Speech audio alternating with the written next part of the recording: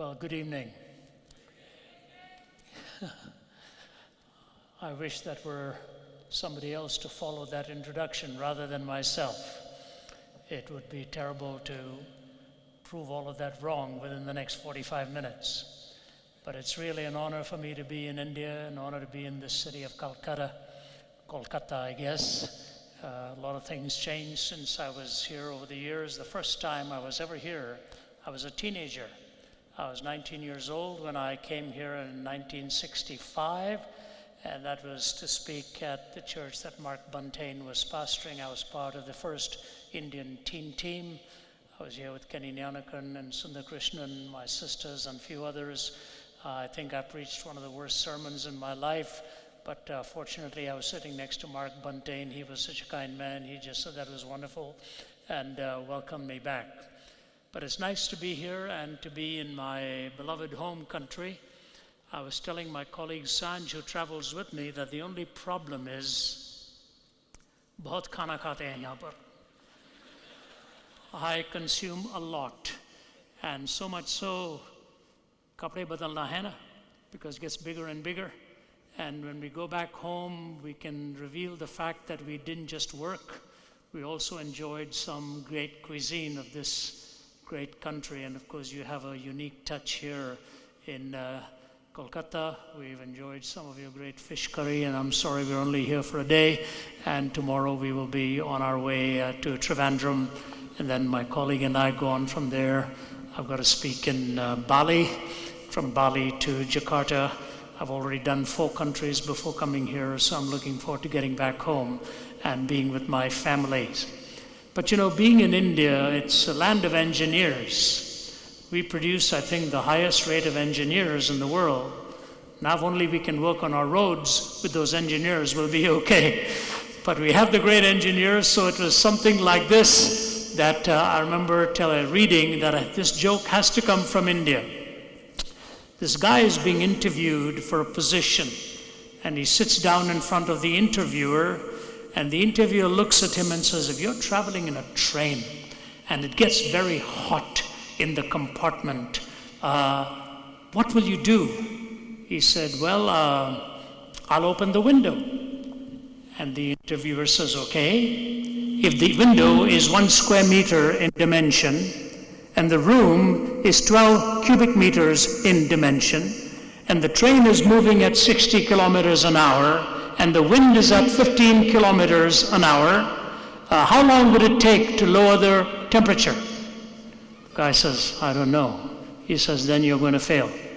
And let him go. So he walked out of there, and he had a classmate, and the classmate said, what is the interview like? He says, it's awful. He says, this is what he told me. I said I would open the window, and then he goes into this cubic meters and square meters and temperature and speed and all of that. So the second guy comes in, and the interviewer looks at him and says, if you're in a train that's getting really hot, what will you do? He said, I'll take my jacket off. The guy says, but what if it's still hot? He said, I'll take my shirt off. He said, but what if it's still hot? He said, I'll take my trousers off. And the guy says, what if you're going to die from the heat? He said, I'd rather die than open that window. Yeah, you engineers can figure it out. I couldn't do a thing to figure that out. And I'll also walk out of there and say, Pata nahi kya bol raha hai? I have no way to answer this question. But you know, we all ask questions. Right from the time we're young. Why? How? Who said it? Why should I believe it? We are constantly a questioning entity, trying to find out the answers to the deepest questions of life. And I want to begin by reading for you the words of a well-known Yale philosopher, Nicholas Wolterstorff. I think it's a remarkable comment that he made when he, years ago, lost his son in a terrible accident, hiking accident. His son was in his 20s. And Wolterstorff has written a powerful book. He's a well-recognized philosopher of religion. And he wrote a powerful book called Lament for a son. And it's not the kind of book that leaves you excited, but it's the kind of book that leaves you with the most profound questions in life itself.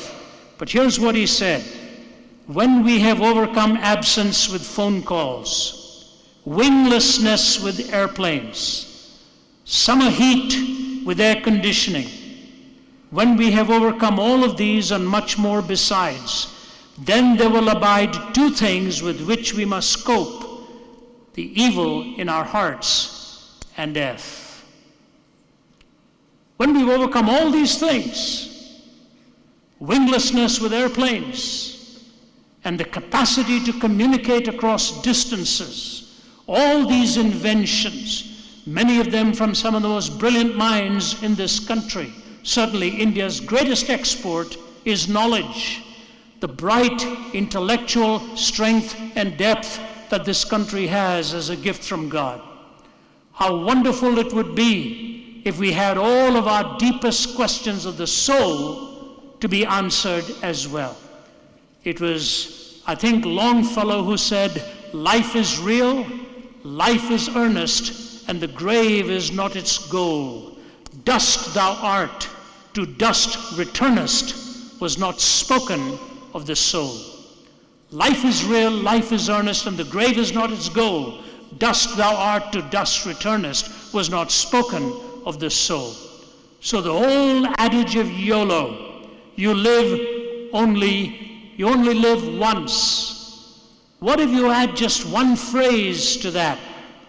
You only live once eternally. What if I added that one word? You know, the ancient Greek philosophers, Parmenides said, whatever is, is. And Heraclitus came around and said, whatever is changing. Added just one word, from permanence to constant flux. And he said, you never step into the same river twice. Cratylus came along and said, actually, you don't even step into the same river once. What did he mean by that? Just as the water is flowing, your body is also changing constantly. So the you that steps in is in constant flux in the river that is in constant flux. And so you never really step into the same river even once. Whatever is. Whatever is changing. But you don't even step into the same river once. The fact of the matter is that life presents these huge philosophical conundrums. And one of the greatest longings we have as individuals is the ability to have choices, to choose. If you talk to a man who was a one-time alcoholic and then changes and finds his heart has been corrected, and while he was in the throes and the depths of alcoholism, spending all of his money on that which was taking his brains away, and then he finds redemption and changes, and all of a sudden he finds he has choices for his expenditure. Once upon a time, not even being able to boast of one suit, now having found that redemption, he wonders which suit I should wear, that gift of choice. But that gift of freedom is itself not free. It's a huge cost that you and I pay for freedom. Why was freedom necessary? Why was freedom so important? The reason is that the greatest ethic in this world is love. Love is the supreme ethic. And where love is possible, freedom is necessary. But where love is also entered into, pain also has the possibility of entering into your life and mine. This triangular notion of freedom, love, and pain, they are inextricably bound together, and that which God had joined together, let no one put asunder. These are realities that we must understand. But you know, you and I are not the first ones who talk about freedom, or you only live once. There was a great thinker by the name of Solomon who did the same question that we have in our time and raised the same question. And the question was, why not eat, drink, and be merry, for tomorrow we die. You only live once. That was the philosophy he was entertaining. This is how he stated it. I thought in my heart, come now, I will test you with pleasure to find out what is good. But that also proved to be meaninglessness. You see, you and I think that the greatest problem we have is the problem of pain. I'm not sure that's true. I think the greatest problem we really have is the problem of pleasure. And the most difficult word in the English language or in Hindi is no, nahi, no. I cannot cross this boundary. I cannot cross this line. And so he said, I said to my heart, let's find out what is good. But that also proved to be meaningless. Laughter, I said, is foolish and all, and what does pleasure accomplish? I tried cheering myself with wine and embracing folly, my mind still guiding me with wisdom. I wanted to see what was worthwhile for men to do under heaven during the few days of their lives. And he ends up by saying, I denied myself nothing my eyes desired. I refused my heart no pleasure. My heart took delight in all my work, and this was the reward for all my labor. Yet when I surveyed all that my hands had done, and what I had toiled to achieve, everything was meaningless, a chasing after the wind. Nothing was gained under the sun. There are two phrases you need to understand. One is under the sun. Under the sun is a Hebraism that means locked in this time temporary structure with no God, nothing coming in. We're in a closed system. Under the sun, there's no transcending narrative. We are locked into time and space. And he said, I found out everything was a chasing after the wind, and everything was meaningless. In America is dealing with an incredible story right now with this man who was close to being a billionaire, but exploited young women and went into an indulgent life and ends up in a prison cell having hanged himself. I wonder what his last thoughts were. I was born in a country with so much. I had so much, and now I am in a prison wanting some way to strangle myself and get out of the mess that I made of my life. You see, meaninglessness does not come from being weary of pain. Meaninglessness comes from being weary of pleasure. We could have all the best structures in the world, the best buildings, the best roads, the best transportation, the best everything. But the problem ultimately is not the best out there. The problem is, how do I find the best in here for why I was actually created? And Solomon says he had all that he wanted, a harem. He loved horticulture, he loved proverbs, he loved literature, he loved philosophy. In fact, he nearly drove the nation bankrupt with his expenditures. But he said, I found out it was all a chasing after the wind. Brought nothing. What is the answer to that? What is the answer to true freedom? I believe the answer is in the story that we have of Jesus's temptation to have unlimited freedom. The story of Jesus' temptation to have unlimited freedom. So it says Jesus was led by the Spirit into the desert to be tempted by the devil. After fasting 40 days and 40 nights, he was hungry. So this is not a life of luxury for him right now. He's in the desert. The tempter came to him and said, if you're the Son of God, tell these stones to become bread. Jesus answered and said, it is written, man does not live on bread alone, but on every word that comes from the mouth of God. Then the devil took him to the holy city and had him stand on the highest point of the temple. If you are the Son of God, he said, throw yourself down, for it is written, he will command his angels concerning you, and they will lift you up in their hands, so that you will not strike your foot against a stone. Jesus answered him, it is also written, do not put the Lord your God to the test. Again the devil took him to a very high mountain and showed him all the kingdoms of the world and their splendor. All this I will give you, he said, if you will bow down and worship me. What is he saying? Unlimited freedom. Jesus said to him, away from me, Satan, for it is written, worship the Lord your God and serve him only. Then the devil left him and the angels came and ministered to him. Here's what I want to say to you. In every temptation to abandon any restraints, Jesus responded with the word of God. If you abide in my word, you are my disciples. Then you shall know the truth, and the truth shall set you free. If you abide in my word, you're my disciples. Then you will know the truth, and the truth will set you free. So knowing the truth is inextricably bound to true freedom. Because if you're living a lie and absolutely free, you have an infinite variety of ways in which you can stumble and self-destruct. So the first thing is the temptation. Why don't you turn these stones into bread? And Jesus says, basically, you've got the wrong story. You've got the wrong story.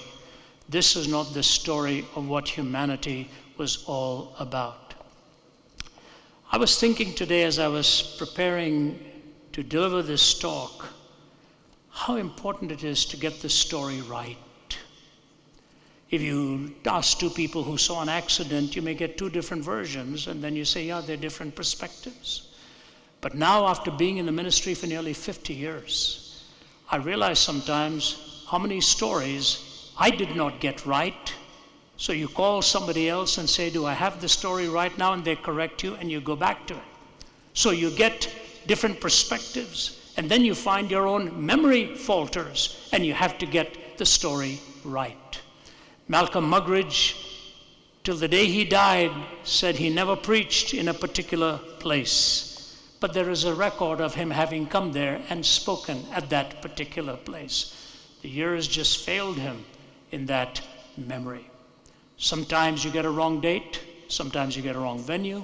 I've done that, and you pay the price for it when somebody really wants to go after you. But I'm telling you, it is actually possible, where you get something mixed up in a story and you falter. So two people from their perspectives can get a story wrong. In fact, Paul in 1 Corinthians 1 says, I baptized just two people there. And then he says, come to think of it, also the house of Stephanus. And then I cannot remember who else I actually baptized there. So perspectives vary, faults of memories, but the most important flaw in is a story. Listen to me very carefully. The most important flaw in a story is if you do not know your own story. That's not a perspective. That's not a failing memory. That's a flawed premise. That's a flawed backdrop to what it is that life is really all about.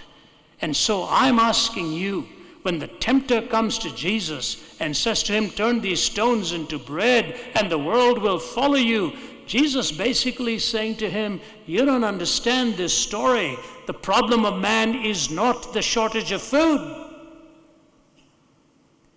You can feed a lot of food, you can be surrounded by a lot of luxury, and you can be totally lost. I've lived in the Western world now for nearly 50 years of my life. I left Delhi when I was 20 years old. The America that I now see is an America that's totally lost, thoroughly confused. We do not know out there the definitions of anything anymore. It's heartbreaking to see what your children are taught in schools now, and having to correct fundamental issues about life and living. Why is that? Chesterton said, there's only one angle at which you can stand straight and many, many angles at which you can fall. So we abandon God and we fall in multiple different directions. I have a friend in India. He always comes out with some strange thoughts. He took a picture of a guy he lives in the States now. He's a wonderful high-tech guy. And he took a picture of a guy in Delhi or somewhere, Bombay, I forget what, sleeping under his tonga. Okay. Sound asleep around 2 o'clock in the afternoon, probably searing heat, sound asleep. And this guy sends me the picture and says, there are many people in America who'd pay a doctor thousands of dollars in order to get a sleep like that. What an amazing illustration that the heart is so restless even when the stomach is so full. It's a reality that Jesus tried to convey to you and me, that the heart of the problem is the problem of the heart. That you and I are desperately lost, and how spiritually we are lacking and we are wanting.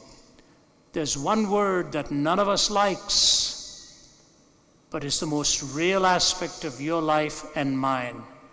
We are all sinners before God. The world likes to talk of evolution. The Bible talks of devolution. You go backwards, professing ourselves to be wise, we've become fools and worship the creature rather than the Creator. You know, it was Oscar Wilde who wrote a book called The Picture of Dorian Gray. It's a powerful book. A lot of people think it may well have been an autobiographical story.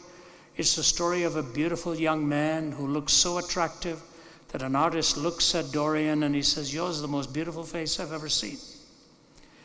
And Dorian looks at the mirror and he says, wow, that's true. This is a beautiful face, perfect features. So Dorian's artist says, I'd like to paint a picture of you. Will you be my subject? So the artist paints it. And Dorian looks at it and makes a wish. He says, I wish no matter how I lived, I will always look as beautiful as this. Imagine that coming from the creative genius of Oscar Wilde. A brilliant writer and poet as well. And so Dorian goes around living the way he wants, and he says, you know, if I can only live any way I want, and I never have it show on my body, let it just affect this painting and mar the painting. But I don't want anything to mar me. So he takes the painting, puts it in the attic, and covers it with a cloth. And he lives any way he wants, doing all kinds of horrible things. The years go by, and the artist comes and says, Dorian, where's the painting? How are you doing? He said, oh, I'm doing fine. He said, I'd love to see the painting. And uncovers the painting. And the face is disfigured. It looks horrible, distorted. And the artist looks at Dorian and says, Dorian, what's going on? Remember, the Bible says, though your sins be as scarlet, they shall be white as snow. Though they be red as crimson, they shall be white as wool. That's from Oscar Wilde. And Dorian realizes he is found out. He stabs the artist to death, puts him in a bag, and he takes him out to bury him. And when he comes back, he goes up to the attic again, and now he sees blood coming out this side of the mouth of the painting. He takes a knife and stabs the painting, and there's a blood-curdling scream. And the servants come running upstairs, and they see what's happened. The painting has returned to its pristine form of the way the artist had painted it, and Dorian's entire countenance gnarled and disfigured and damaged. If only I could live any way I want and it not affect me, I would live with absolute unrestrained freedom. You see, freedom is not the privilege to do whatever you want. It's the strength to do what you ought to do. It's not the freedom or the liberty to do whatever you want. It's the strength to do what you should. And if you don't know your story, if you don't understand that your heart is desperately wicked, and ultimately you don't just need another teacher or some wisdom or some instructor, what you really need is a Savior. The Savior who will take your cause and change your heart. When Jesus enters your life, he doesn't only change what you do, he changes what you want to do. That's the key to the dramatic transformation that he brings. So the tempter, knows Jesus has this power, but he's lost this battle of the intellect. So he moves to the question of the will. And he says to Jesus, why don't you jump? Take the liberty. You are told that even if you were to jump, the angels will attend to you. Why don't you do that and see if your Father's promise to you is true? And Jesus responds to the text with a context. Any text without a context becomes a pretext. Any text without a context becomes a pretext and an excuse to do whatever it is you want. Jesus takes that precious truth, puts it into the context, and he says, you shall not test the Lord your God. What it really means is, don't become the God of God. See, the whole temptation in the Garden of Eden, the whole temptation of Eden was with one restriction, just one law. What is that law? Don't eat of the tree of the knowledge of good and evil, because they do it, you're going to die. What that really means is, don't redefine morality. That's God's prerogative. So we've redefined it, and now what happens? We need so many cautions and so many laws. The healthcare law in America now has 2,000 pages. Why? Because we lie about it. That's why. That's why. And we know that in India very well. Mej ke niche. Haath garam karna. Warm the hand. I remember talking to a fellow Indian who said, our capacity is so great, but our corruption ends up becoming greater. And unless we can train the heart, the corruption will outrun the capacity. And that's where the danger really begins to come for a nation as great as this. I was talking to some very successful businessmen in Singapore last week, and one guy was really quite hostile. And I talked to him about the basic idea that we were discussing. And one of the things he took offense with is that the heart is deceitful and broken and so on. But then I knew he was a banker. He dealt with money. So I said to him, what is at the base of banking? And he wouldn't answer my question. Somebody else at the table said, trust. Did you get that? It was the answer I was looking for. At the heart of banking is not money. At the heart of banking is trust. That we trust each other with what we are agreeing to. And finally, I got him to admit that we couldn't even trust each other. And so you get onto a plane, and what do they tell you?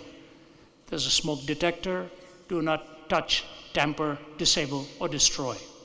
Why all those words? Just say, we got a smoke detector here, don't mess with it. But the reason don't mess with it won't do in a court of law. So you need to do touch, tamper, disable, destroy, because somebody can say, well, I tampered with it, but I didn't destroy it. So you need all these words that die the death of 1,000 qualifications. And who are the most brilliant at manipulating words? Those in the world of law. Lawyers will tell you. I had a lawyer phone me and say, I have to apologize to you for my profession. Because all the shenanigans that we do, all the things that we do. But that's what happens when you become a master of any discipline. You can learn how to manipulate it. Muggeridge said, when I stand before God, I'm going to ask him to forgive me for being fatally fluent. For being fatally fluent, he knew how to use words. So Jesus resisted this temptation. Why do you think this temptation was so important? Let me tell you why. Had he given in, there would never have been a cross. If Jesus had given in, because the tempter came back at Calvary and said, if thou be thyself, save thyself and us, there would have been no cross in the gospel story. And if the story is true that your heart and my heart are desperately wicked, then the answer that Jesus provides is also the most unique and the most beautiful answer. You know, I love to come back to India 3 or 4 times a year, and the older I get, each time I leave with a little bit of heaviness in my heart, and I say, will this be the last time I'll see my home again? Hum dharti ke aadmi hain. You're a person of the soil. And so I go and visit my home in Delhi. Next year, in a few weeks, I'm coming back to do some filming right in my home where we once lived. I know the person now who lives there. We left in the mid-60s. And as I come back, the beautiful song we heard, hard to translate, you know.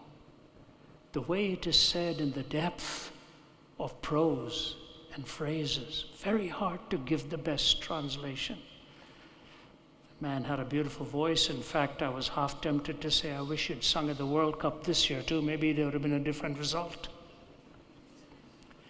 But a beautiful story, the story of grace, forgiveness, and thine is the kingdom, the power and the glory forever and ever.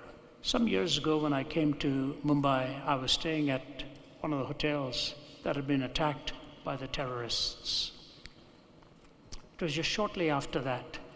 And I remember turning on the news and listening to a television personality interviewing one of the men who was right there at that restaurant. And in that restaurant is where the carnage took place. He was an Indian-born English actor. And he was being interviewed, and he said this. He said, you know, I was sitting with my friends and having dinner, and all of a sudden you hear the sound of gunfire, and it's so close. He said, we turned and saw these blazing guns, and we all dove for cover under the table. We're all bodies piled up in the Taj Mahal Hotel there in Mumbai, under the table.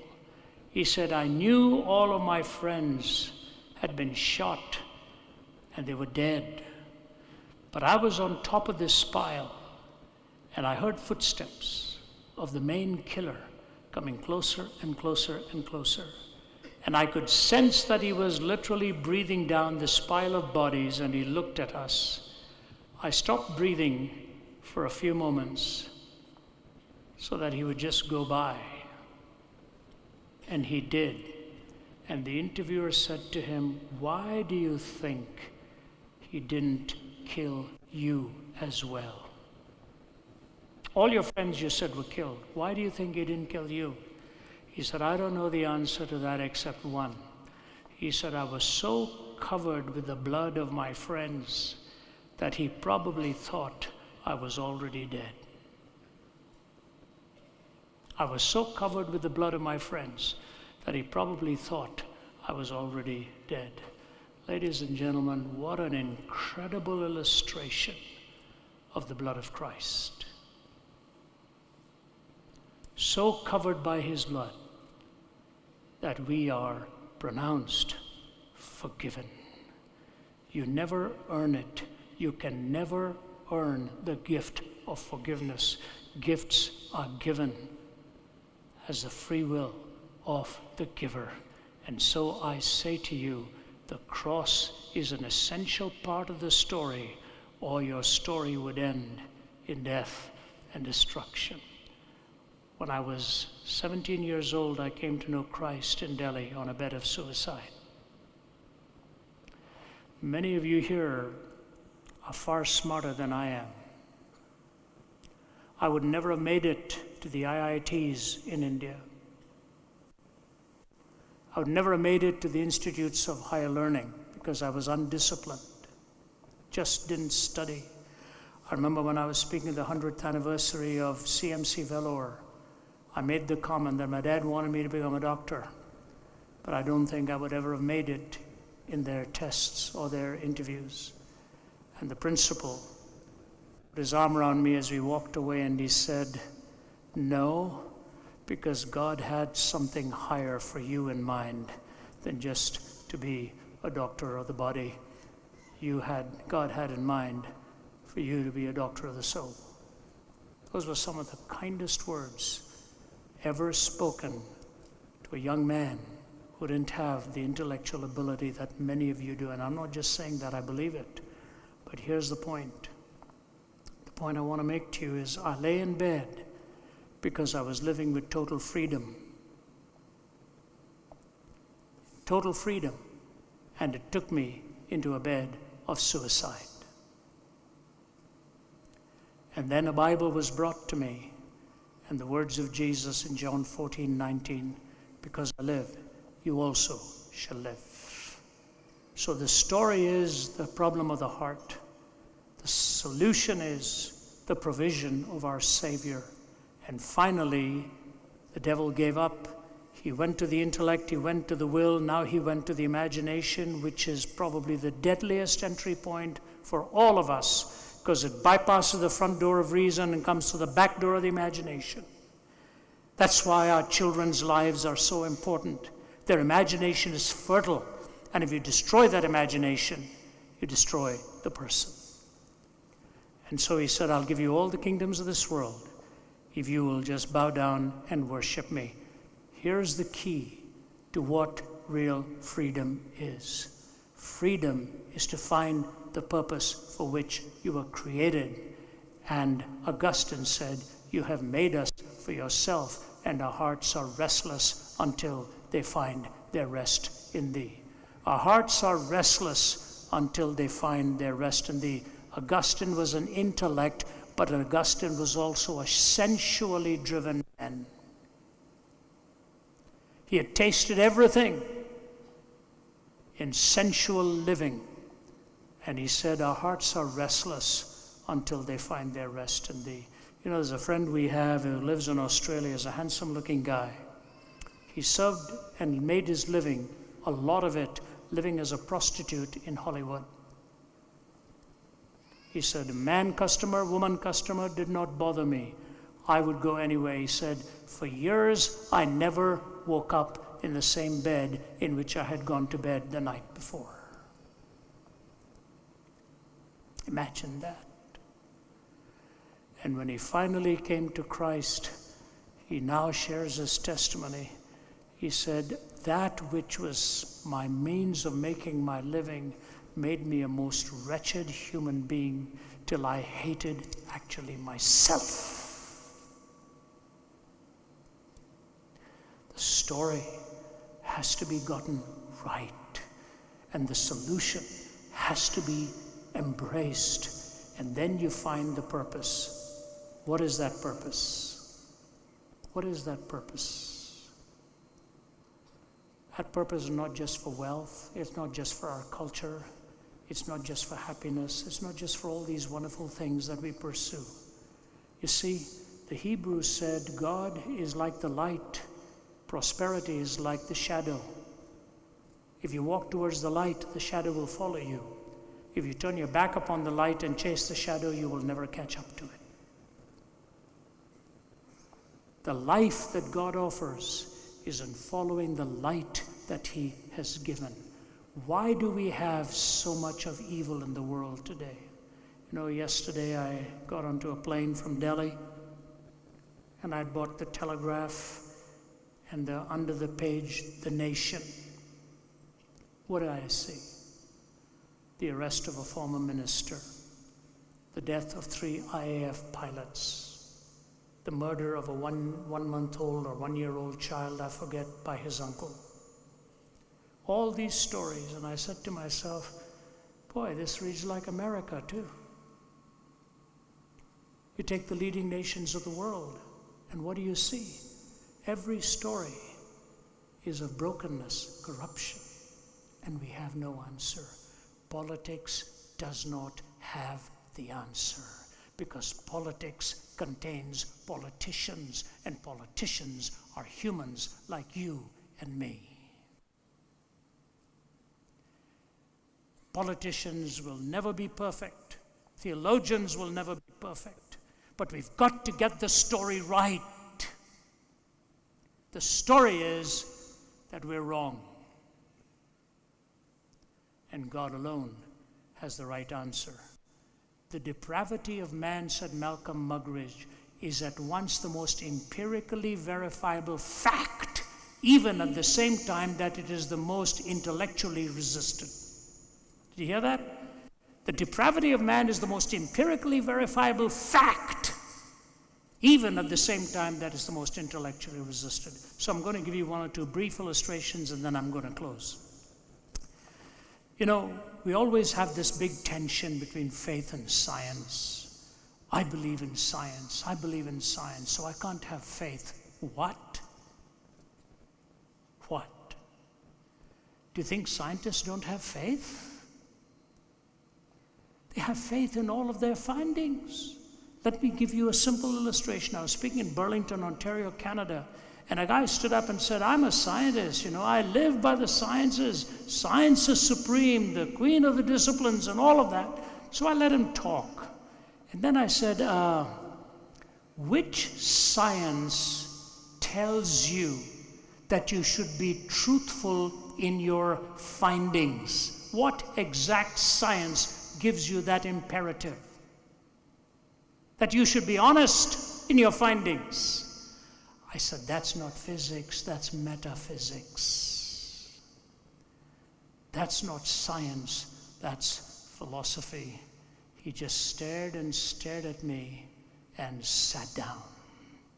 When Stephen Hawking wrote his book, and his last book before he died, and began one of the chapters by saying philosophy is dead, the chairman of the philosophy department at Cambridge really went after him.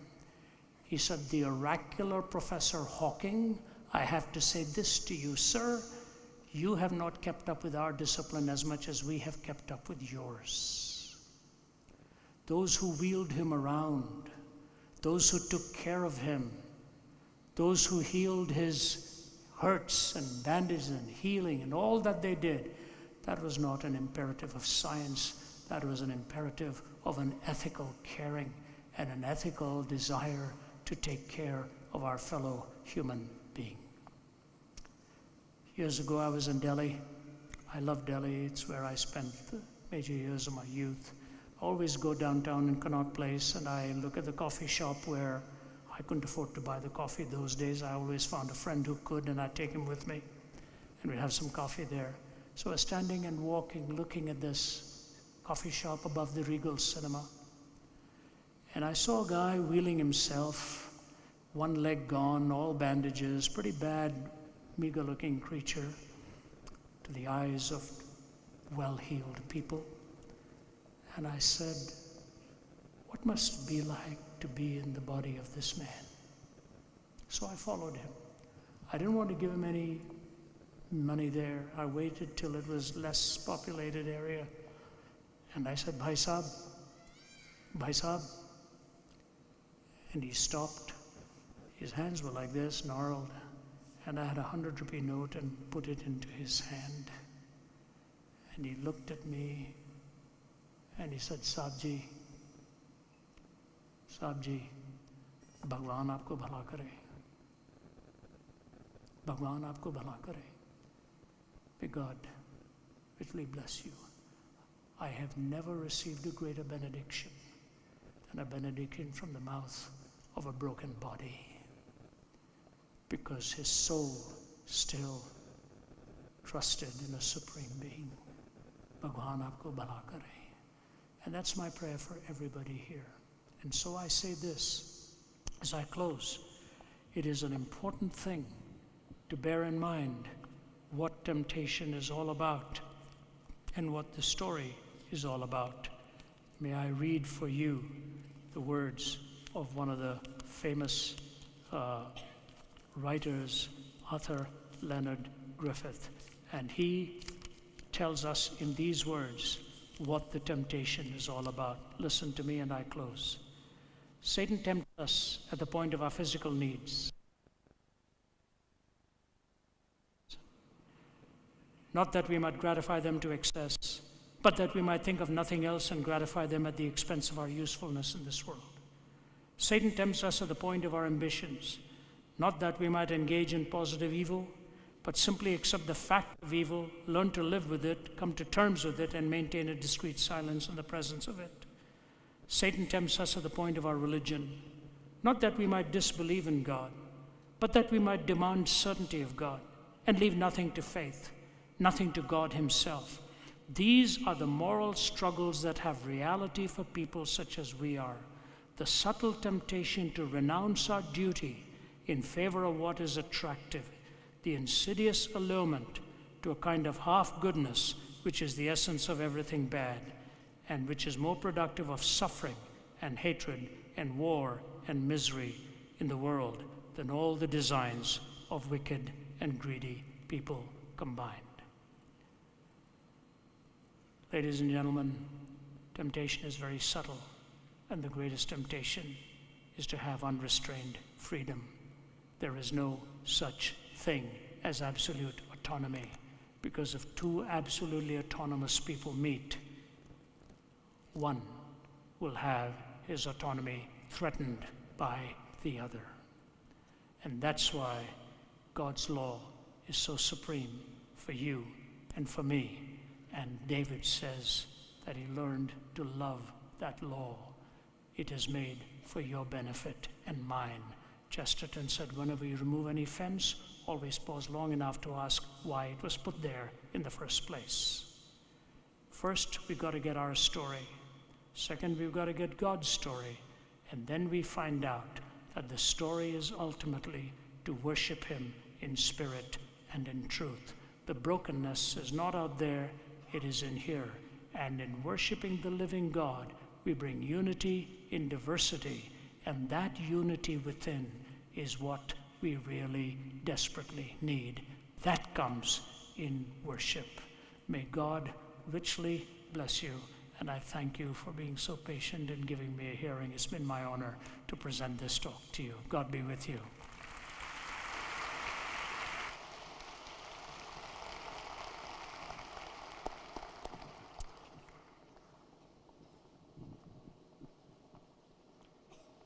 Thank you, sir. We will now have the Q&A, and joining Ravi ji on stage for the Q&A will be our colleague from India, Bobby. Let's give him a hand. Bobby has degrees in economics, politics, sociology, a master's in philosophy, a PhD in philosophy too. And now he's immediately after this, he's going on he's going to Scotland to do a theology degree again. His PhD was on Amartya Sen's idea of justice, so he'll be joining us. Yeah. It's really my honor to have these colleagues here in India, and Anu has been with us for a while now. It's wonderful to have this team. The ministry has about 93 full-time apologists placed in 15 countries of the world, and our Indian team is very unique. I have the privilege now of answering your questions with Bobby. Please be seated, Bobby. I look forward to your questions. All the easy ones I will take, all the difficult ones he will take, so feel free. Yeah. Now, for our Q&A, we are using an interactive platform. It's called Pigeonhole Live.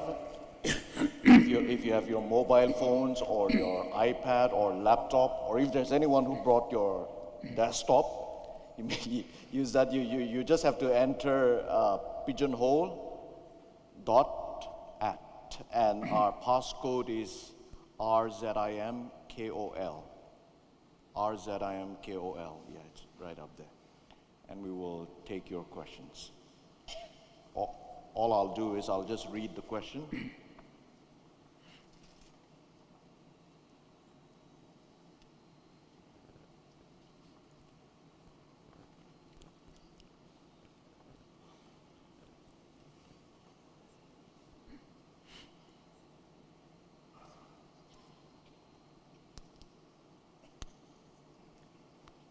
can even vote up a question.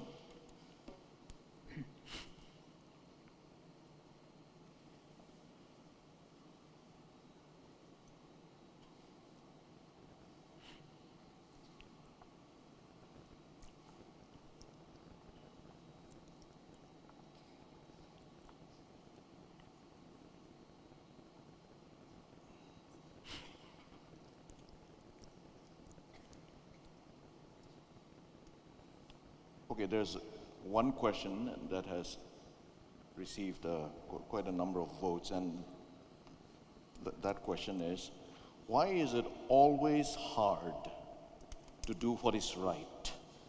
Why does wrongdoing come to us naturally? That's a very good question, and I'll be happy to lead off with that since it's directly approaching what my own original point was. You know, Chesterton said the problem with Christianity is not that it's been found wanting, not that it's been tried and found wanting, but that it's been found difficult and left untried. The problem with Christianity is not that it's been tried and found wanting, but that it's been found difficult and left untried. It may take years to build a beautiful building like this. It could take minutes to destroy it. It takes years to build character and reputation. It may take one wrong choice to bring the whole edifice of your character down. It may take quite a while to design a suit, but it would take a moment to just snip it up into pieces. Destruction is always easier than the human capacity because goodness requires discipline. Evil does not. Evil does not need discipline. Even evil just needs a will. And to me, as I say that, as I fully respect the fact that it is extremely difficult, but I'll tell you what, the longer you are in the path of evil, you realize it's more difficult each day to be in that situation. My colleague here is Sanj. His conversion took place in a dramatic experience back in the States.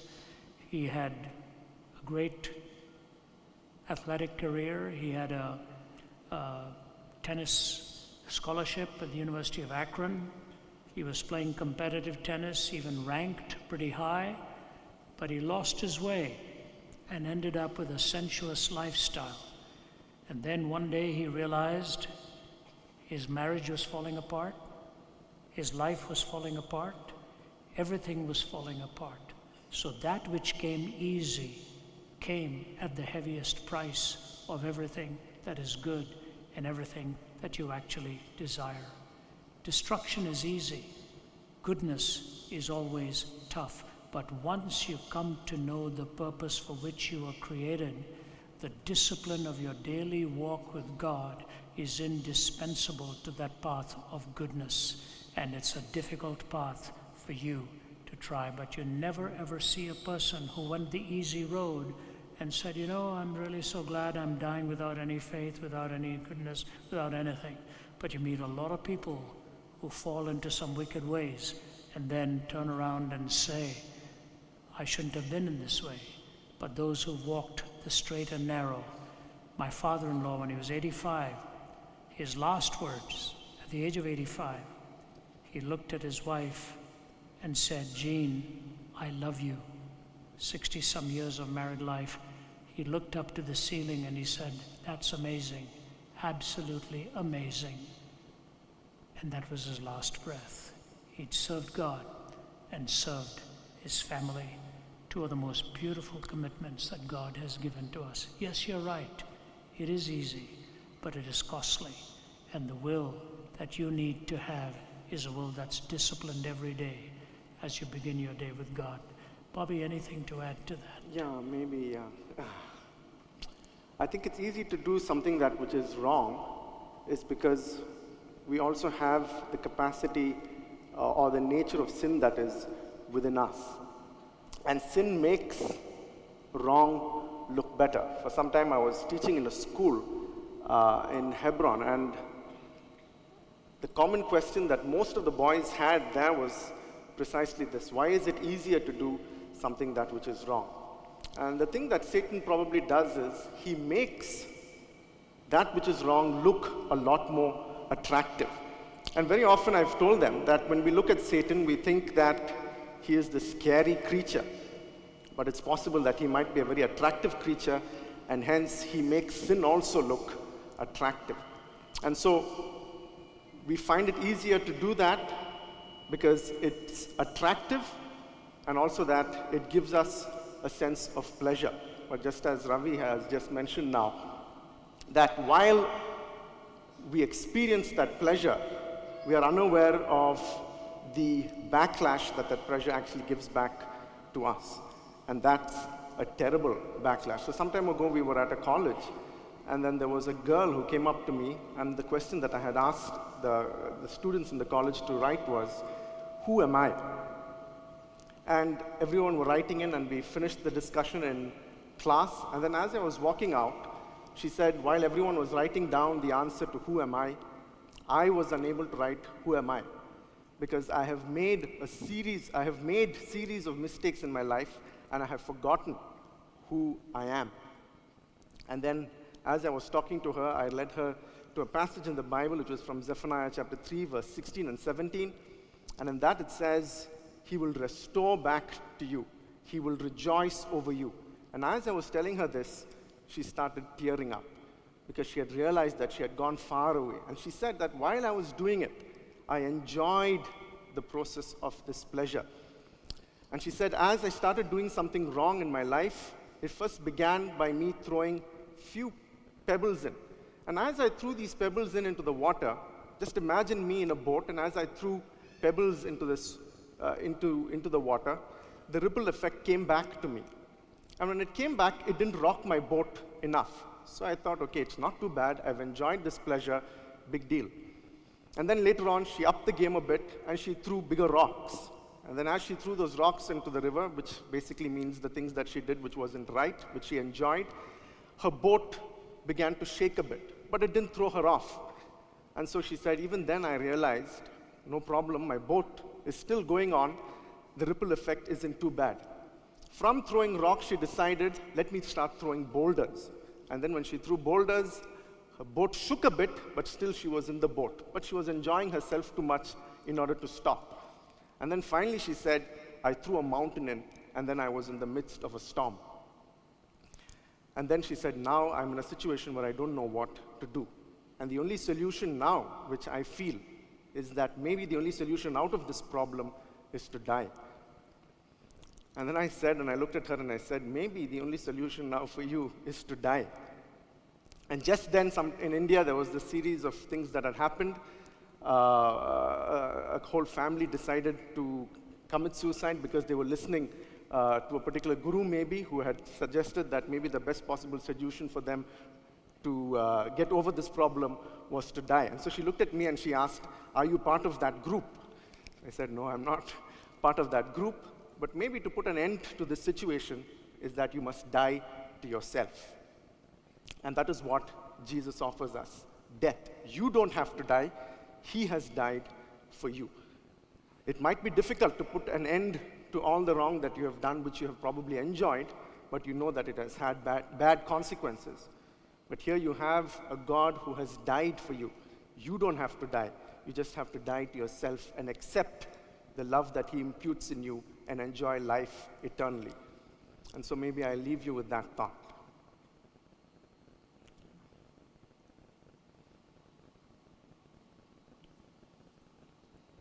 Now the second question is, what if you don't find your purpose in life, or your purpose isn't as great or big as someone else's? I think that's a beautiful question, and it's at the heart of what a lot of people, if you don't mind, it's easier for me to stand and answer, and it's also easier on my back, which is bolted down by titanium. So I'll stand up and it's easier. This is the heart of the question of the young purpose.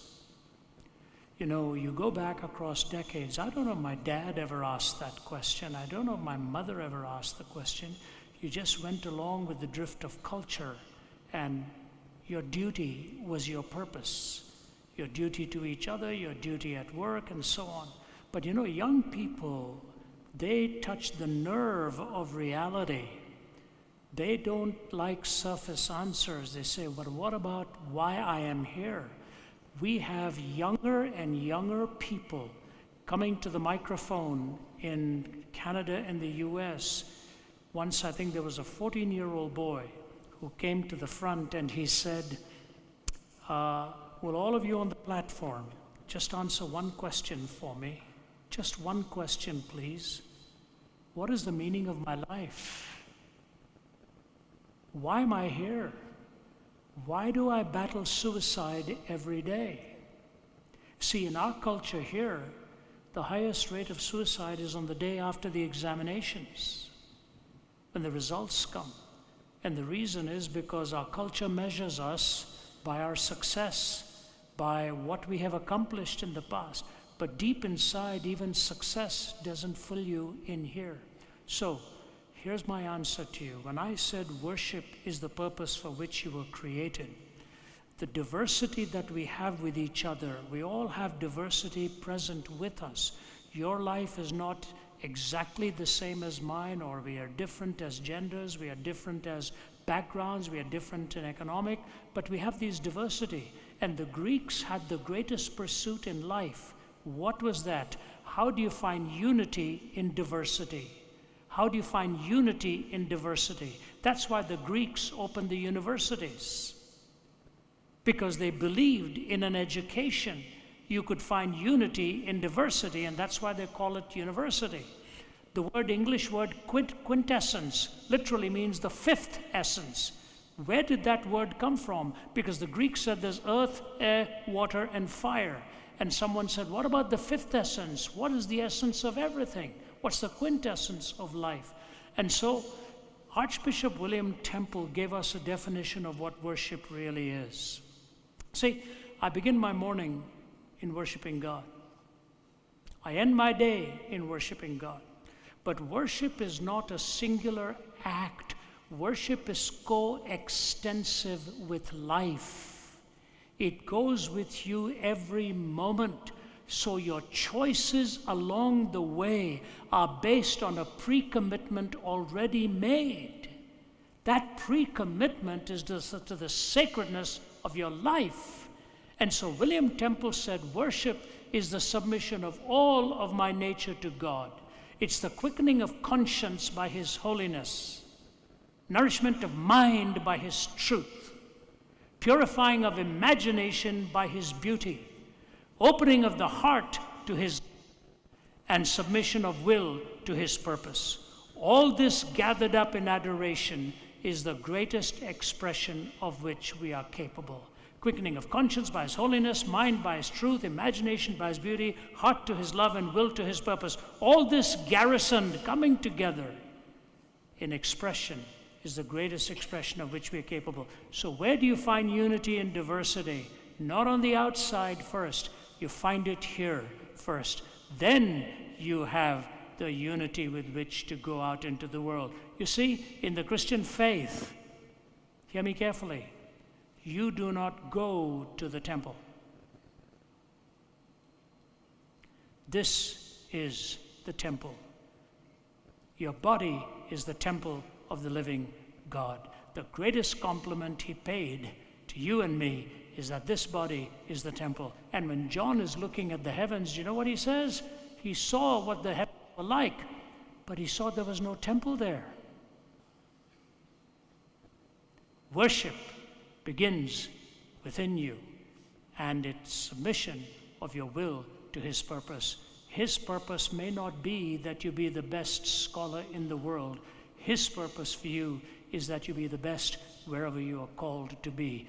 Mine is not a sacred calling over against a road builder who's in secular calling. Not true. Whatever your profession, it is a sacred calling for you to fulfill if you're doing it to the honor and glory of God. That is the key. a road builder building a road to the glory of God, a doctor doing his surgery or her surgery to the glory of God. We have that unity in diversity within, then we find unity in diversity without. What is your purpose? Your purpose is to know your Creator and find out what specific characteristics He's given you and find fulfillment in honoring that calling in your life. That's why the Bible says, whatever you do, do all to the glory of God. That's your worship. That's your purpose.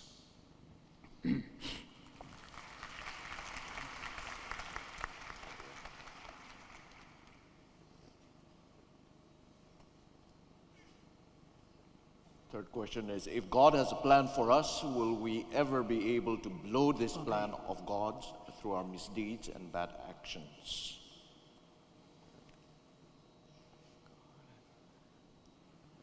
Yeah, if God has a plan for us, I don't think that no matter what we do, that we are far away from what God can accomplish through us. No matter whatever it is that you do or how far you go away from that plan, I think God still pursues us. And I think that's what we see in the Garden of Eden, where despite God telling Adam and Eve to stay away from the tree of good and evil, they still pursue that.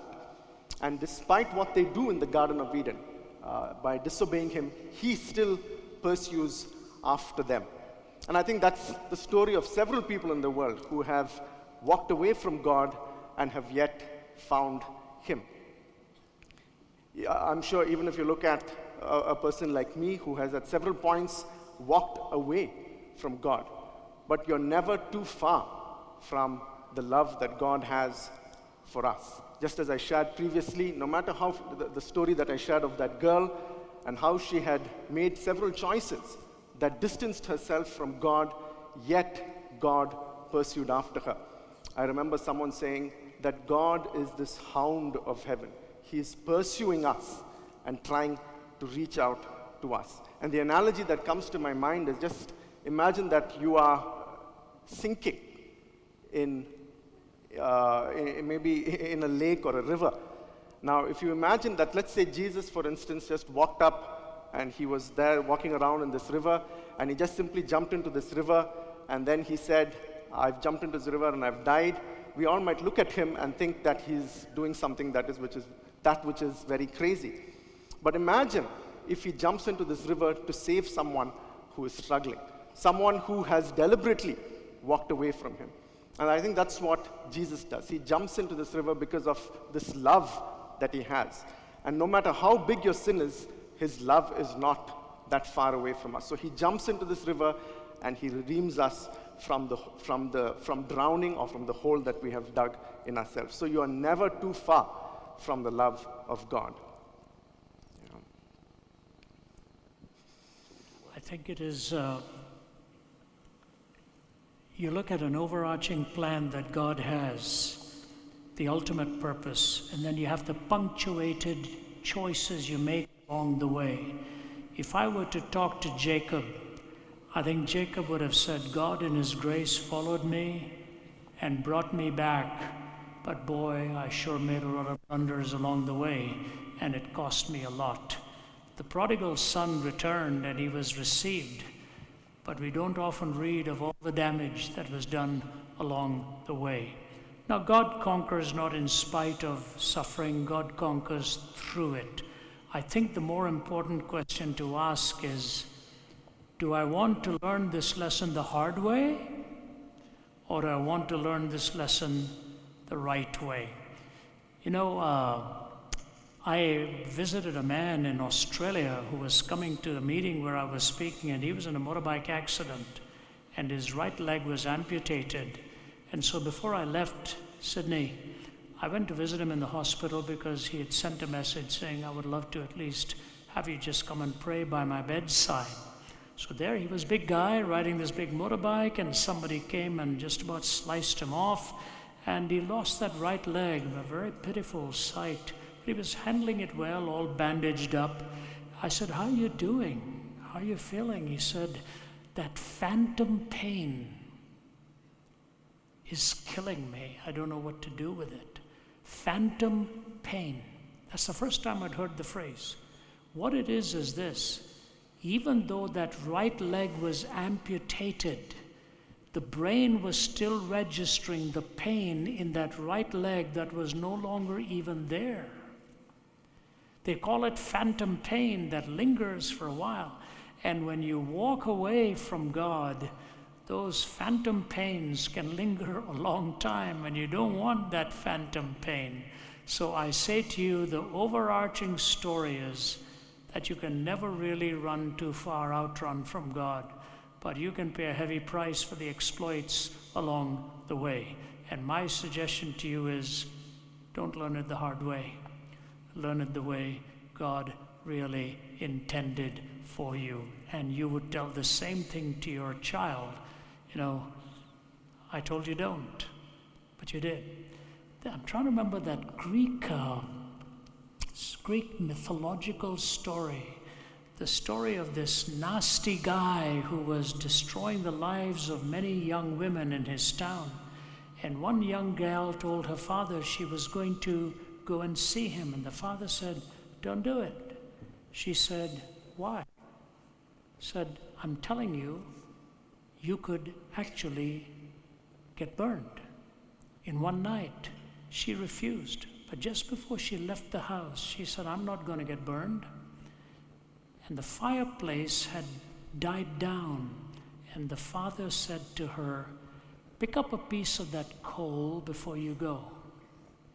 So she did. And she said, see, it didn't burn. He said, but it blackened. It did burn, but it blackened. Not everything fatal is immediate. Not everything fatal is immediate. So I say to you, learn it the better way rather than the hard way. The phantom pain can be pretty painful in the process. God's grace will follow you, but I'm sure David remembered the cost he paid for not honoring every step of the way. So that's my challenge to you. Take the love of God for your purpose, the law of God for your purpose. Yes, he'll follow you through the winding paths, but you don't want to come back with phantom pain. You want to make sure that you take the pain of the cross and apply it right there to your own soul. That would be my advice to you.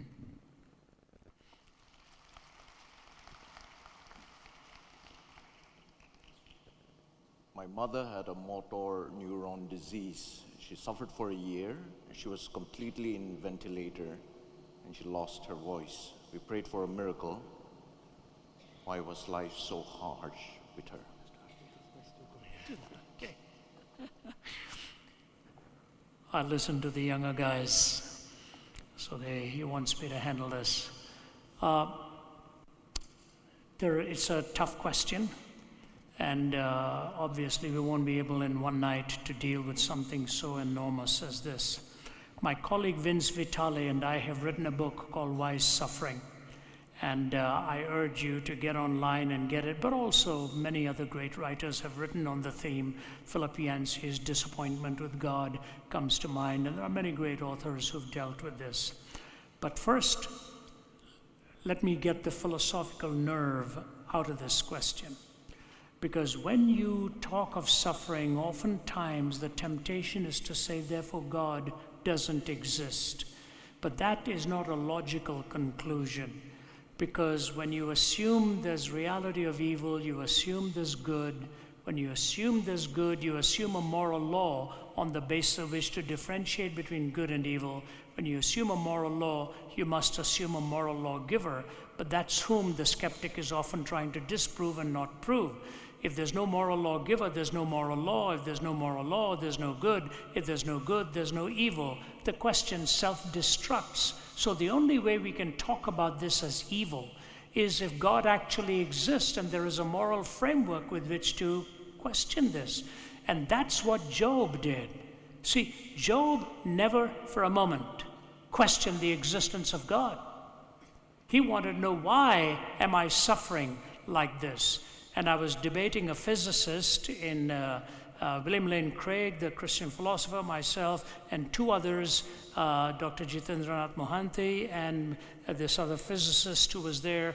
I think his name is Bernard Lycan or something like that. And in his discourse, he challenged the question, the book of Job. He said, Job doesn't have an answer.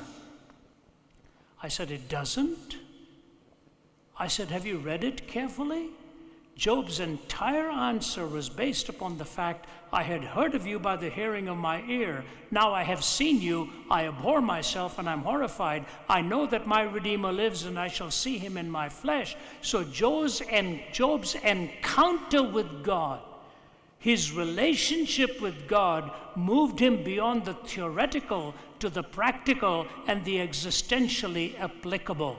That relationship, I'd heard of you, but now I've seen you, I abhor myself, and I'm horrified. I know that my Redeemer lives, and I shall see him in my flesh. And actually, Job then prayed for his friends so that they would be forgiven for not really understanding. Ladies and gentlemen, we can have all the theoretical answers to questions like that, but if you don't have the existentially reliable relationship with your Heavenly Father, everything will become cerebrally driven. It will not apply to the practicality of your life. That experience of God is so critical.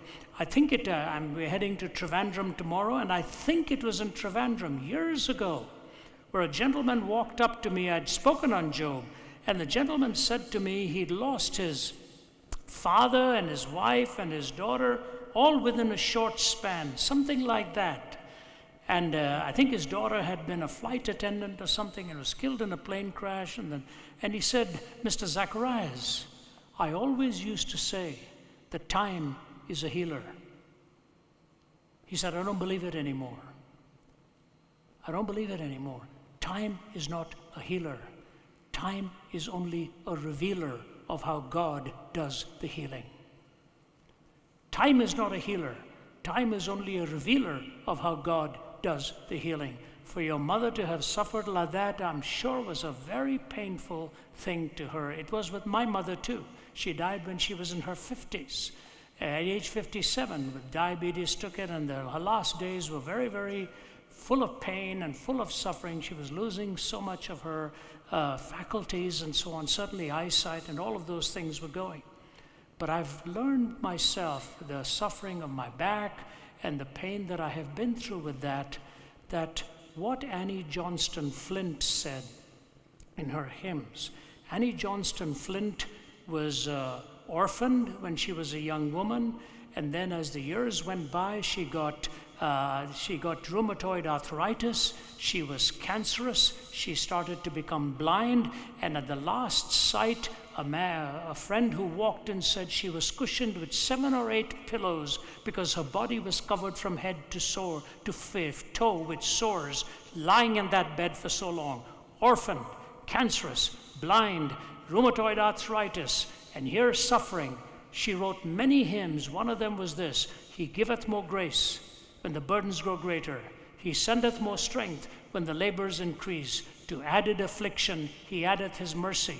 To multiplied trials, his multiplied peace. When we have exhausted our store of endurance, when our strength has failed ere the day is half done, when we reach the end of our hoarded resources, our Father's full giving has only begun. His love has no limit, his grace has no measure, his power has no boundaries known unto men. For out of his infinite riches in Jesus, he giveth and giveth and giveth again. Thornton Wilder said, in love's service, the wounded soldiers serve the best. In love's service, the wounded soldiers serve the best. God will conquer in your life, not in spite of your suffering. He will conquer through it. The Christian faith, as far as I know, is the only one that deals with objectively and subjectively and therapeutically with the voice and the presence of the Savior. I'm very sorry that you have to go through that, and so did your mother. But I'll tell you, when the Bible tells us that when we come to him with him face to face, and he will wipe away every tear, and how he removes all that pain when we are in his presence, this is not pie in the sky by and by when I die. This is his presence now. which is the down payment of what lies ahead. So, to me, the answers of Jesus are far more relevant than any other answers I can feel. When I went through my back surgery, I'll just say this. I remember before that sitting at the wheel, and even after that, tears running down my face, putting my head on my steering wheel in a parking lot and saying, I can't endure this pain. How do I endure this pain? Two things I need for my life are a strong back and a strong voice. I don't have either.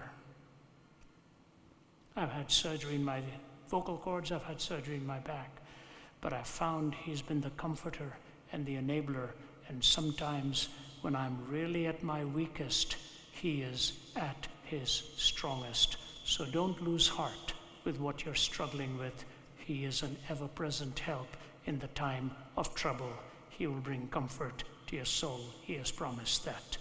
Turn to a good book that will help you in these matters and apply the truths in your heart. You will find the promises of Christ are true in the midst of your suffering.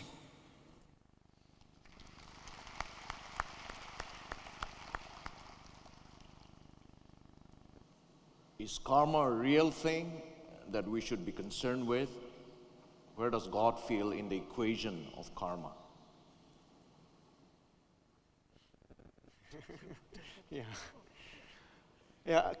Is karma a real thing? And maybe if that question can be left up there, I can keep referring back to that. Is karma a real thing? And I think to a large extent, we can say that the deeds that I do, there is an effect on my life. So if I sow good, I will reap good. Not just in my life, but also in the world. And if I sow evil into the world, I think not just me, it's not just me who will reap evil, but my family and several others would reap evil. And so it's probably a real thing that we must be concerned about. But I think here the question is, does this karma have a bearing on my life in the future? Now, I think that's where the Christian answer differs, where Christ comes into the equation and He changes the outcome of our karma. And a good example of this is the woman who was found committing adultery. They bring this woman to Christ, and she deserved what the others thought that she deserved, which is basically to stone her to death. That was the right outcome for what she had done. That was her karma. In that sense, it was justice for her. So, how does God fall into the equation? What did He do? He looked at everyone there and He said, whoever here hasn't sinned, you may cast the first stone. And so what does God do? What does Jesus do? He steps in and then He changes the outcome of her karma. From what she deserved, she is now given grace. And so what does God do? How does God fall into this equation? Is even if your karma is bad or wrong or whatever not, and if you deserve what it is that you're going through, or if you think that you deserve, God has the power to step in and change the outcome, just as He changed the outcome of that woman caught in adultery. And so God does fall into the equation. And I think the cross is basically that, the story about the cross. The cross, as Stanley Jones says, is like the sword that pierces the law of karma, and He gives hope to everyone around us. So if you're here sitting feeling that you're burdened by the karma that you have committed, the cross can pierce that karma and give us all hope.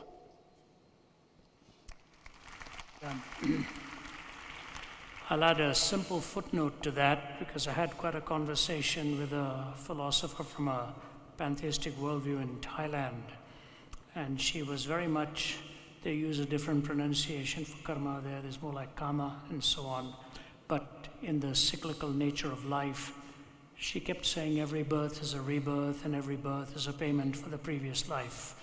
Every birth is a rebirth and every birth is a payment for the previous life. So I said to her, if every birth is a rebirth and every birth is a payment for the previous life, if you start from now, and go backwards, you have a finite number of births. Okay? If you start from now and go backwards, you have a finite number of births. If you have a finite number of births, that means you had a first birth. She was a PhD from McMaster University in Hamilton, Ontario. I said, so that means you had a first birth? She said, yes. I said, if every birth is a rebirth, and every birth you're paying for the previous birth, what were you paying for in your first birth?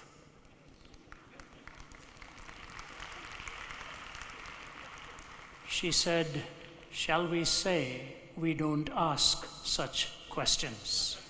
And so shall I say this, fate, somebody sent this to me, is admitting you don't have control over whatever happens to you. Fate, F-A-T-E, is admitting that you don't have control over what happens to you. Faith is knowing you don't have to. So you don't have to have control. He has the control over you. And faith is not folly or credulity.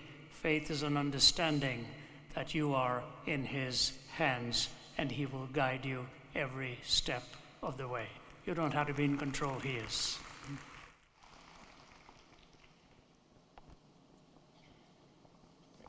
Maybe this will be the last question, yeah? It is often said that many ideas lead to God and many roads go to heaven. So why only Jesus? Is following Christ the only way to God?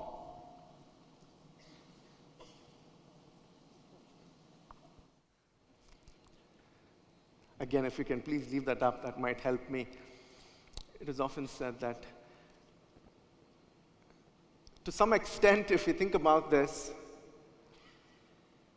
I think what Christianity does is it appreciates the effort that every human being has to reach God. And I think India is a classical example of many people sincerely trying to reach God. But maybe a story might help. Now let's imagine that in our journey in attempting to reach God sincerely, God decides to reach out to us. So let's imagine that we have been listening to this king, and you've heard a lot about this king because many people have guessed how this king should be, and then you decide that you want to reach out and go and meet him. And so you leave from your home with all of these ideas about who this king is. And it's just mere ideas because you've picked up ideas about how this king should look like from different sources, from very different well-meaning people. And as you go up this journey trying to meet this king, you realize that someone is approaching you. And when you meet this person, you begin to see that some of the things that these people have talked to you about this king, it seems to resonate in the way this king looks or behaves. Maybe someone told you this king is fat, he's tall, he has round eyes, he's very wild, but he's also gentle at the same time. And then when you meet this king, you begin to think, yeah, there are certain things that I've heard about him that seems to resonate with my imagination of who he is. But then now when you look at him, it's not just the things that these people have said, but there are other things that you weren't aware of that you find in this king. And then you realize that he's not just fat, maybe actually he's a bit thin and fit, that his eyes are not round, but his eyes are perfect. And that he's not wild, but actually he's gracious. Now, I think that's what Jesus does. Jesus comes and introduces himself, and it is up to us to accept him or not. We might have all of these sincere ideas about who he is, and we might be moving towards him, but he meets us on our path. And so when we don't say, Christians don't stand up and say that Jesus is the only way, Jesus himself says that I am the way, the truth, and the life. So whichever way you are attempting to go to reach to God, Jesus will meet you on that way, and he will shock you and change your perspective of who God is. He meets you there, and he changes your perspective. And so Jesus says, I am the way, the truth, and the life. So no matter what way you are trying to reach out to him, you will have to confront the personality of Christ. I'll also make this my closing statement. When I was growing up in Delhi, we had a servant in the house. His name was Arumugam. Arumugam literally means, as you know, 6 faces, okay? He was a nice guy. He'd never been to the movies. And so one day my mother gave him some money and said, I want you to go and see this movie. It was at the Stadium Theater. He polished his shoes and got his shirt stiffly starched and everything, and he marched off, okay? So I kept waiting at the door. I think it was something like a 3:30 to 6:30 p.m. show and so on. We used to go all the time there. So I waited around 7 o'clock at the door. I said, I want to ask him how he liked his first movie. So we waited and Arumugam came back. So I said, Yabri, how was it? And he just looked at me and he said, oh, yo. And he told me he made a big blunder. I said, what happened? He said he bought his ticket and then walked into the theater late, and the whole theater was dark, and he was looking at the wrong side and saw all these beams of light coming out of holes in the wall. And he thought, why did I pay this money to look at lights coming out of holes in the wall? And and he just kept looking for a minute or so a movie would be. So then he heard this voice and turned around and looked at the screen, and he shouted, oh, yo, and he was so excited. And the ushers quickly came and silenced him, gave him a tongue lashing and sat him down. We often look at the beams of light and we think, we've got it. No. The beams of light are carrying various particles. When they come together, they shine on the face. And I say to you, it's the face of Christ that ultimately you will see all the beams shining on. Why do I believe that? See, to truly believe that always and every way go is right, doesn't matter, then nobody should reserve the right to critique any other way. If all the ways are okay and it doesn't matter what you believe, then how can anything be wrong? Truth is primarily a property of propositions. Truth is primarily a property of propositions. And truth must have corresponding statements and coherent conclusions. Corresponding statements and coherent conclusions. The questions are on origin, meaning, morality, and destiny. And I believe in the person of Jesus Christ, you have corresponding answers and coherent answers. Now, the most important thing to remember, there are 2 things. Number 1, no one should ever condemn anyone. That is ultimately God's prerogative. God reserves the right to bear final judgment. We never know what is going on in a person's heart. Our command before God is to love even in the midst of our disagreements. And in a pluralistic culture, there will be disagreements. So we have to have convictions with compassion. And convictions tell you what is true. Compassion is to be patient and kind in your disagreement. See, conversion is not ultimately our prerogative or changing a life. We don't do that. We can't do that. We don't wish to do that. The change of a heart doesn't come from any humanity or human will. The change of a heart ultimately comes from God. And that's what a change of heart is all about. We don't change any hearts. I have never changed a single heart in my life, and I don't desire to. The change of heart is God's prerogative and God's privilege. And so here's what I want to say to you. Jesus Christ didn't come into this world to make bad people good. Jesus Christ didn't come into this world to make bad people good. Jesus Christ came into this world to make dead people live. We're all born dead to God. He comes to make us alive to God. So patiently with love, we live with our disagreements, and ultimately there will only be one judge of all the earth, not you and me. There's a Jewish philosopher by the name of Dennis Prager. I'm having a dialogue with him in Colorado Springs coming up in a few days. It's the third time we're together. And Dennis Prager has a wonderful line. He said to me in one of our conversations, he said, Ravi, I'm Jewish, you're Christian. And when Jesus comes, or the Messiah comes, I'm going to have only one question for him, he said. I said, what's that question, Dennis? He said, my question is going to be, have you been here before? I said, Dennis, that's a great one. That at least means you still have not had a Messiah come in your worldview. I believe he's not only come, but he's returning. And when you say, have you been here before? He is going to say to me, have you heard of me? Have you heard of me? We're good friends, and he is the one who always invites me to come and have that dialogue. We have our differences, but I've said to them, one thing we all want is communion with God. And that communion is given to us in the person of his Son. So I have dialogues with people of different worldviews. There's too much hate in this world, too much hate. Let's not add to it. Let's just proclaim the love of Christ, and let's leave the change of heart to God and the Holy Spirit. If you change somebody's heart, someone else will come and change it in a different direction. So the change of heart is not your privilege or mine.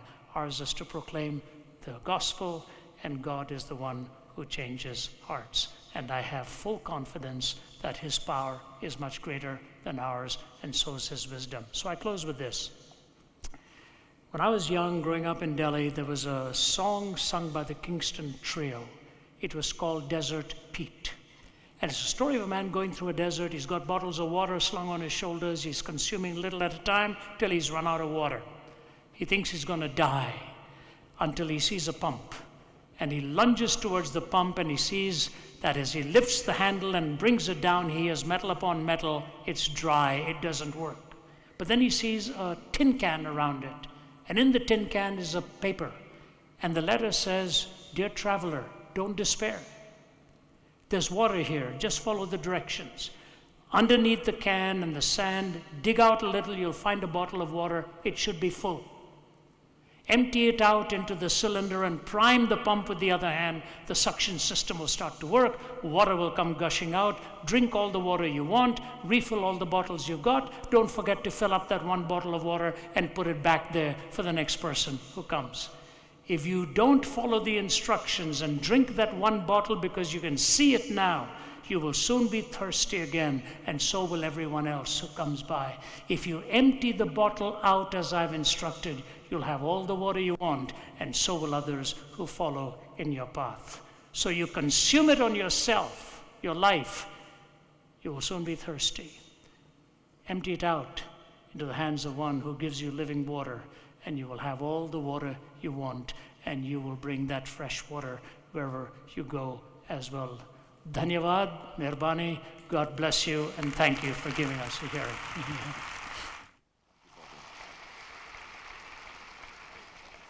Thank you so much.